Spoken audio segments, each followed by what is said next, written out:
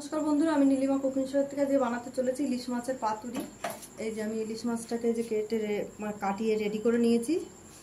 সর্ষে আর পোস্ত আর হচ্ছে সাদা সর্ষে আর কালো সর্ষে আর পোস্ত আমি আর কাঁচা লঙ্কা একটু নুন হলুদ দিয়ে আমি বেটে নিচ্ছি। বন্ধুরা, এই যে আমি পোস্ত আর সর্ষে বাটাটা এই যে ঢেলে দিলাম।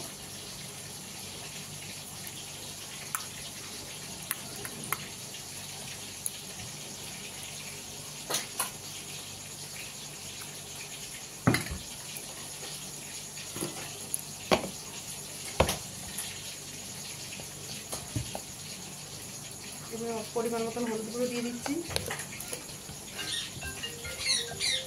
বল ওদিকে যাও দিয়ে দিচ্ছি পরিমাণ মতন নুনটা, দিলাম পরিমাণ মতন তেল, একটু তেলটা বেশি লাগবে। আমি এটাকে মেখে নিচ্ছি।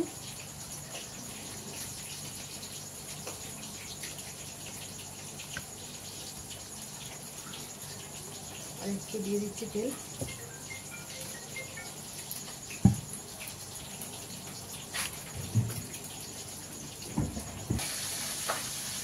এর ভেতরে আমি মাছটাকে এবার সাজিয়ে নেব।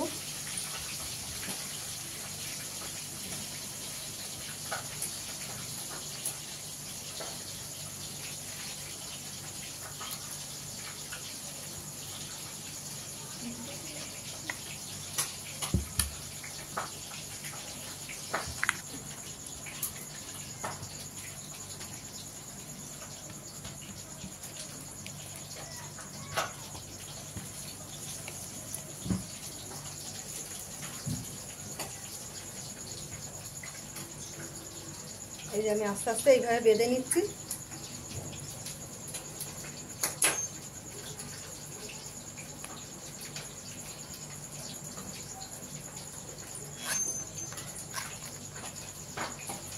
এইভাবে আমি সবটা বেঁধে নেব।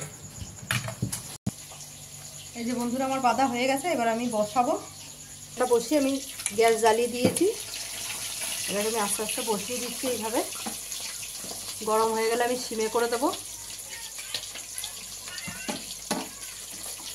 আপনারা সাথে থেকে দেখতে থাকুন।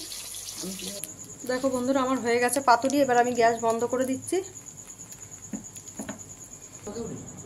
হ্যাঁ বন্ধুরা, আমি এটা খুলছি পাতুরিটা।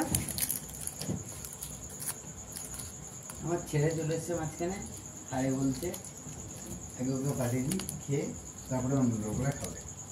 ইলিশ মাছের পাতুরি দেখুন। এই মাছটা বার করে দেখাচ্ছি। দেখুন কি সুন্দর হয়ে গেছে, একদম নরম হয়ে গলে গেছে। আর খেতেও খুব টেস্ট হয়। আপনারা চাইলে এরকম বাড়িতে ট্রাই করে বানিয়ে খেয়ে দেখতে পারেন। নীলিমা কুকিং শোটিকে ইউটিউবে আপনারা সাবস্ক্রাইব, লাইক, কমেন্ট, শেয়ার করবেন। আর ফেসবুকের বন্ধুরা আপনারা লাইক, কমেন্ট, শেয়ার করবেন। আর নীলিমা কুকিং শো বলে পেজ খোলা আছে, সেখানে আপনারা লাইক, কমেন্ট, শেয়ার করে ফলো করে দেবেন।